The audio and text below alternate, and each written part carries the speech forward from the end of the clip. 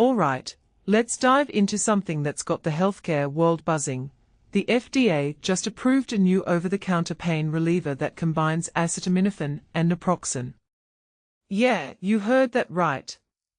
Two of the most common painkillers, now in one pill. But here's the thing, this isn't just a minor tweak. It's a game changer, and personally, I think it's worth unpacking why. First off, what makes this really interesting is the combination itself. Acetaminophen, the active ingredient in Tylenol, is known for its quick relief, but it doesn't last long. Naproxen, found in Aleve, is a bit slower to kick in but provides longer-lasting relief.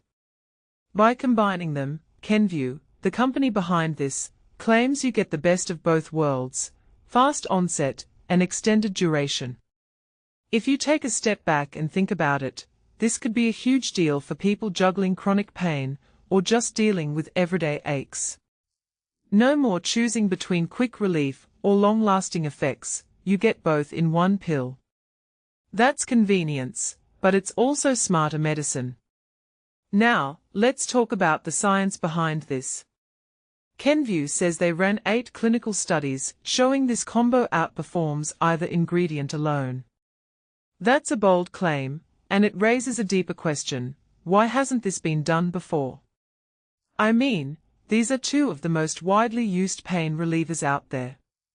What many people don't realize is that combining drugs isn't just about slapping them together, it's about ensuring they work synergistically without causing harm. The fact that the FDA approved this suggests they are confident in the safety and efficacy.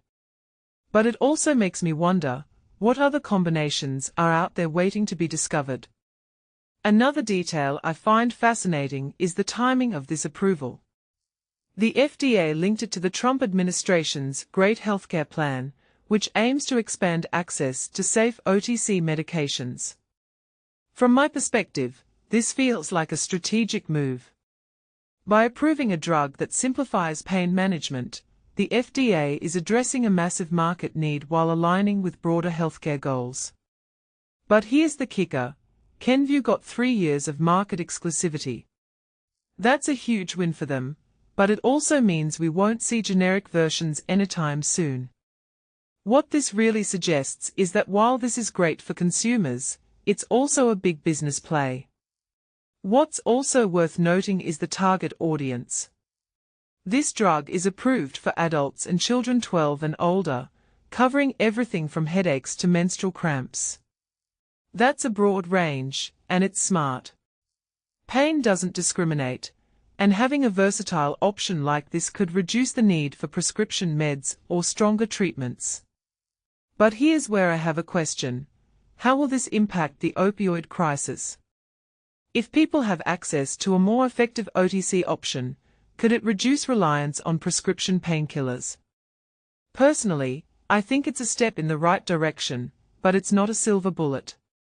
Lastly, let's talk about the bigger picture. This approval is part of a trend toward innovation in OTC medications. Companies are realizing that consumers want more than just a one-size-fits-all solution. They want options that are tailored to their needs, and this combo pill is a perfect example of that. In my opinion, this is just the beginning. We are likely to see more of these hybrid medications hitting the market, and that's exciting. But it also raises questions about accessibility and cost. Will this be affordable for everyone? That's something we'll have to keep an eye on.